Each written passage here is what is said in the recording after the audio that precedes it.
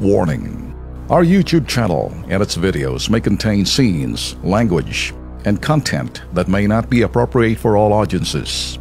These videos include surveillance footage, undercover pursuit of suspects, actual police and rescue operations, and fearless confrontations.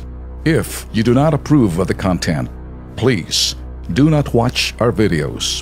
If you wish to continue, we strongly advise that you proceed with caution. Viewers' discretion is advised. Ito naman, Lex, grupo ng mga social worker at mga guro sa Antipolo Rizal nagtayo ng isang bahay ampunan. Pero bukod dito, nag-outreach program din sila sa mga mangyan sa Isla ng Mindoro.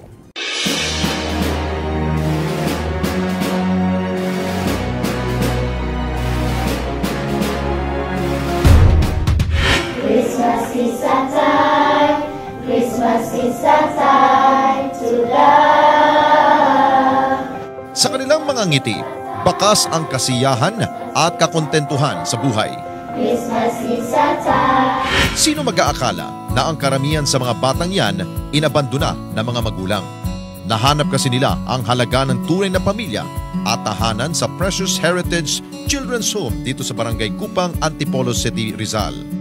Bilang isang pastor, yung husband ko, at ako bilang isang guro, marami kami nakikitang mga bata na pakalat-kalat sa lansangan. So, nagkaroon kami ng burden na ibahagi naman yung kahit pagkain lang. Dumating yung time na hindi na sila umalis sa pinto namin. So, ang dahilan pala, wala silang bahay.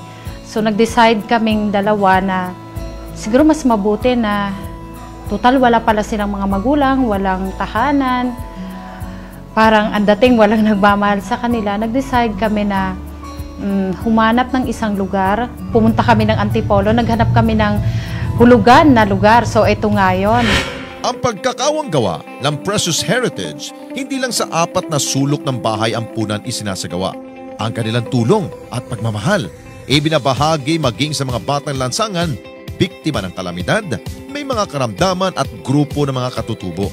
Humahanap kami ng mga tao na yung parang nalulungkot o walang-wala. So pinipili din namin, binibigyan namin sila ng pagkain, damit, kung ano yung pwede naming itulong. So kami ng family ko yung gumagawa noon. Nagluluto kami, tapos umiikot kami. Layunin ng grupo na mabawasan ang mga batang nagugutom, mabigyan sila ng tahanan, kalinga at sapat na edukasyon.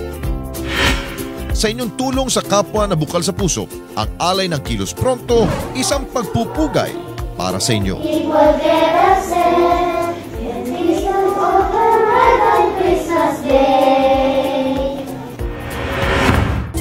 Para sa mga grupong may mabuting kalooban tulad nila, isang pagpupugay ang binibigay namin dito sa Kilos Pronto. Pugay po. Kaling nyo.